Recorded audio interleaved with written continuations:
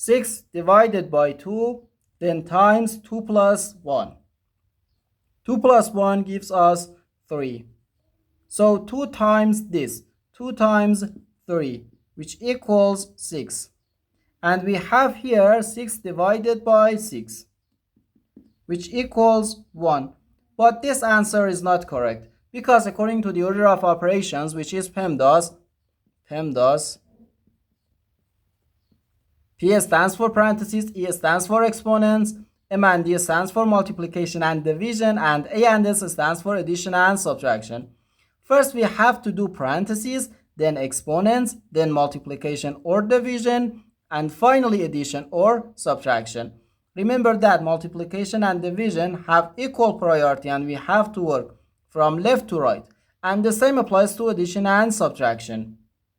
So here, first we have to do this parentheses, then this division, not this multiplication, and finally this multiplication. Let's do it.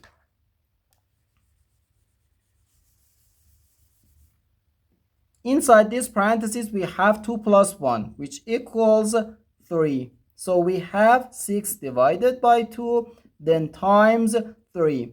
As I said, multiplication and division have equal priority and we have to work from left to right. So first we have to do this division, not this multiplication.